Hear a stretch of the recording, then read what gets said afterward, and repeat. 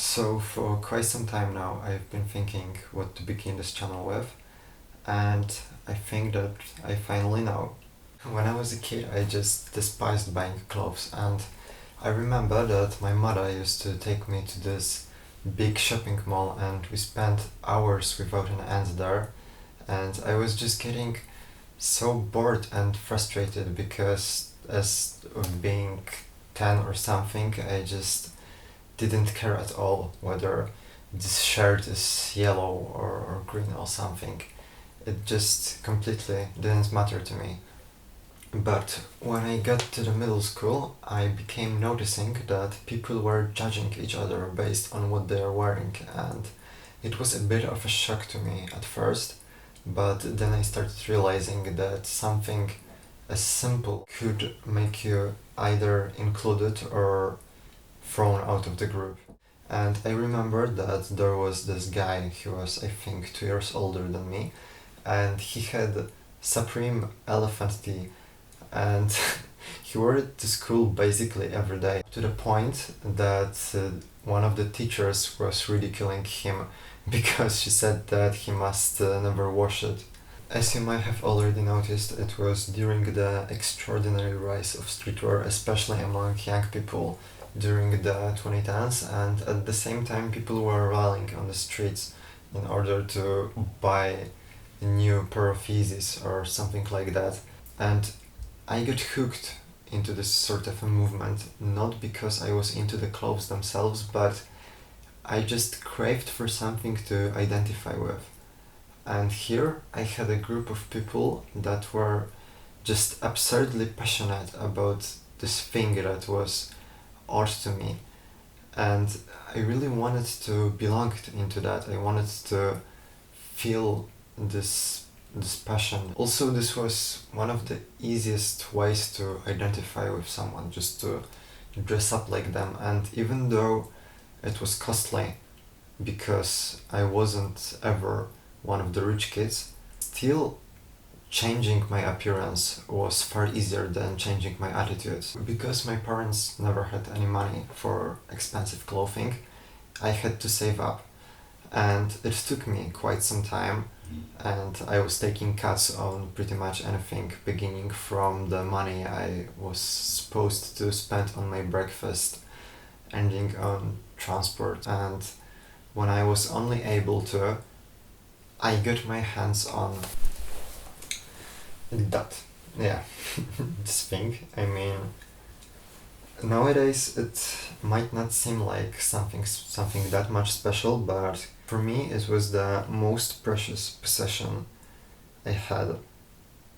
And just the sole fact that I was waiting for such a long period of time to buy this t-shirt made it into something of just much higher value. The very first day I went into school wearing this t-shirt, this older guy who was also wearing Supreme stood in the corridor when I was moving past him and gave me a five just because he felt that sort of connection between us, this sort of streetwearish attitude. And yeah, for the first time I felt like I've belonged. I've belonged in that place that was back then very hostile towards me, and it made me a celebrity, even though only among some of the other kids, and even though only for a couple of hours, but it was a victory for me. This is silly, and believe me, I am not just bragging right now, just trying to get to the point. And what I actually mean by telling you all of that is that this piece of cloth could be something way more than just a design, a graphic put on a t-shirt. And I've realized it's only actually just way after buying it. Because at first I was just amazed about how much could be changed by changing your clothing, by changing your appearance.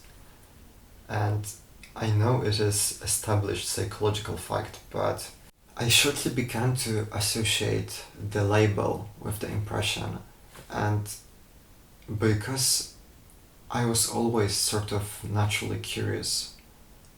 I became to wonder how does that happen. It sort of came all the way around because at first I was the one who was wanting to impress others, but it turns out that I get impressed the most. And this t-shirt is actually a good sort of an example. It doesn't have any branding, it doesn't need to, despite this some sort of small patch at the bottom. That's actually the more expensive variant of Supreme t-shirt.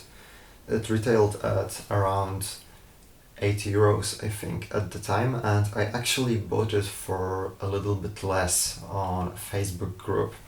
I begin to know only after I bought this that this design actually has some meaning to it because it was based upon the logo of STP petrol station, the American petrol station, and the 666 motif should be aligned with this rebellious philosophy of Supreme.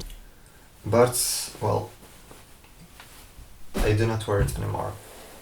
And the reason for that is I grew up and grew sort of out of streetwear, out of Supreme. It was mostly the fact that it was so popular that it was craved by others that forced me into streetwear. But I guess I need to be thankful for that because it made me understand the world that surrounds me a bit better. I became questioning and analyzing attitudes. I became more critical of social patterns. And maybe I'm putting too much value over this single incident. Maybe this still sounds ridiculous, but for me, this is way much more than a t-shirt. It's a story that I was able to experience, and it is a symbol of this story. I know that many people might simply do not care, but you cannot discard the value of thing just simply because you do not perceive it as such. I may sound like some preacher of capitalism, but it's actually truthful to way bigger extent than we might think usually, that it is us who apply the value to the stuff. If something is worth a lot to you, if something exceeds its usual value, nobody should be able to confront that. Now, I'm recording this part a bit later to sort of sum up by saying just that this is what makes fashion so important and so fascinating to me, because it is truly an art to take a everyday use household item and turn it into something unique.